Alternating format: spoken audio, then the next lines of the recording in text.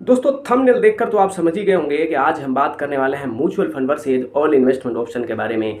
क्या बाकी mutual fund flat, जमीन, सोना, LIC, post office, bank FD इन सबसे बेहतर है? क्या लंबे समय में म्यूचुअल फंड इन सबसे ज़्यादा रिटर्न देता है?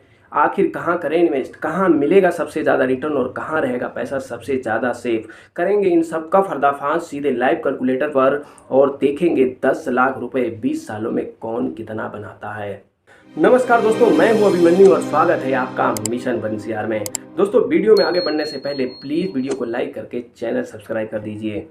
दोस्तों जैसे ही हम पैसा कमाना शुरू करते हैं तो सबसे पहला सवाल यही होता है कि पैसे कहाँ इन्वेस्ट करें, और ये सवाल होना भी चाहिए क्योंकि दोस्तों चाहे हम जितना भी कमा लें, अगर पैसे को सही जगह इन्वेस्ट नहीं किया तो कभी अमीर नहीं बन सकते। फिर वही सवाल कि पैसे कहाँ इन्वेस्ट करें। दोस्तों आपको अपने पैसे एसेट में इन्वेस्ट करना है, ना कि लाइबिलिटी में। अगर आप एसेट और लाइबिलिटी नहीं समझते हैं तो आपको जल्द से जल्द rich dad poor dad book को पढ़ लेना चाहिए।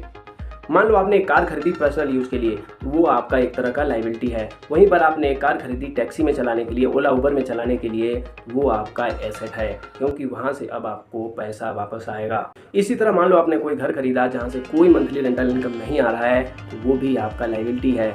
जब तक उस घर से कोई रेंट नहीं आता तब तक वो घर एसेट नहीं हो सकता। मतलब साफ है, जहाँ भी हम पैसा लगाते हैं वहाँ से अगर रिटर्न के साथ पैसा वापस आता है तो वो हमारा एसेट है, और जहाँ एक बार पैसे लगाने के बाद कोई भी किसी तरह का रिटर्न नहीं आता वो हमारा लाइबिलिटी है।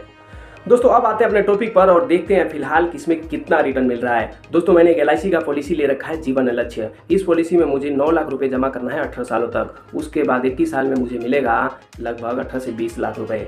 आप कहोगे बढ़िया तो है, पैसा डबल हो गया। अरे क्या खांग डबल हो गया, एफडी जितना भी रिटर्न नहीं मिल रहा है।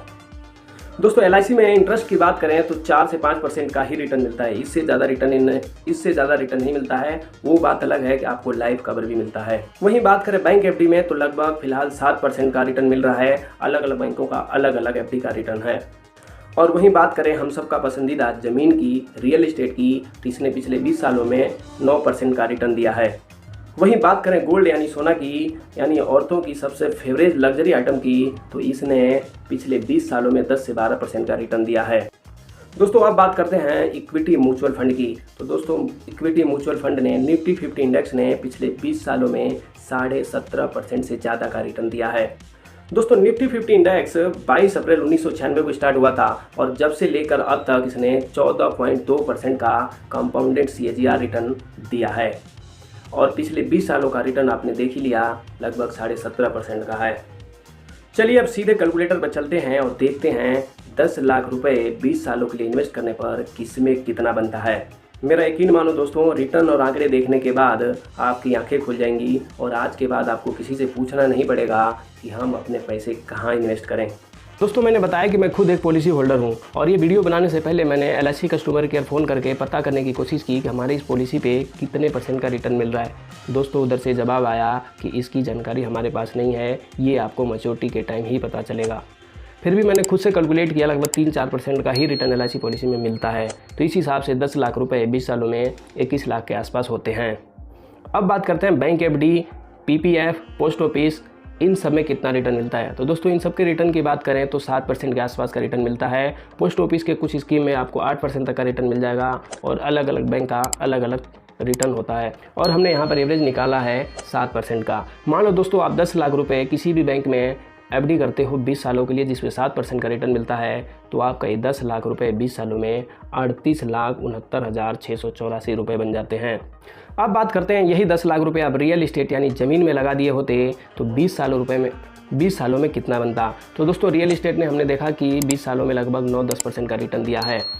तो इस हिसाब से 10 लाख रुपए 20 साल आप किसी ज़मीन में लगाए होते तो लगभग 56,04,410 रुपये हो जाता।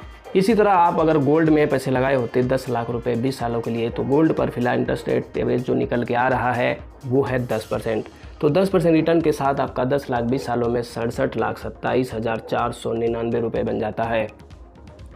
दोस्तों आप देख रहे होंगे कि यहाँ पर रिटर्न 1% या 1.5-2% ही ऊपर नीचे हो रहा है, लेकिन जो फाइनल अमाउंट है टोटल वैल्यू में कितना ज़्यादा डिफरेंस नज़र आ रहा है। दोस्तों अब बात करते हैं इक्विटी म्यूचुअल फंड की। तो इक्विटी म्यूचुअल फंड पिछले 20 सालों से 14-15% का रिटर्न आराम से देता हुआ आ रहा है। मान लो आप 10 लाख रुपए 20 सालों के लिए म्यूचुअल फंड में लगा देते हो, जिसमें 15% का रिटर्न मिलता है, तो यह 20 सालों में 1,63,66,537 रुपये बन जाता है। दोस्तों यहाँ पर हमने इंडेक्स फंड की रिटर्न की बात की है। अगर हम बात करें मिड कैप और स्मॉल कैप रिटर्न की, उसका कैटेगरी एवरेज है 18 से 20%। चलिए अब देखते हैं, आप इंडेक्स फंड में पैसे ना लगाकर मिड कैप और स्मॉल कैप में लगाते हैं, जहां पर आपको 17-18% का रिटर्न मिल जाता है, तो कितना पैसा बनेगा। दोस्तों हमने 10 लाख रुपए मिड कैप और स्मॉल कैप में 25 सालों के लिए लगा दिया है, जिस पर रिटर्न हम एक्सपेक्टेड कर रहे हैं लगभग 17%। दोस्तों आप टोटल वैल्यू देख के हैरान हो जाओगे। दोस्तों टोटल वैल्यू है 5,06,57,825 रुपये। तो देखा दोस्तों आपने, रिटर्न के मामले में म्यूचुअल फंड सबका बाप है। तो क्या हम अपने सारे पैसे म्यूचुअल फंड में लगा दें? तो सवाल है बिल्कुल नहीं। आपको कभी भी अपने सारे पैसे एक ही एसेट में नहीं लगाना चाहिए। आप अपने पैसे 3-4 जगहों पे डिवाइड करके लगा सकते हैं। जैसे कुछ पैसा ज़मीन में लगा सकते हैं, कुछ सोने में लगा सकते हैं और कुछ म्यूचुअल फंड में लगा सकते हैं।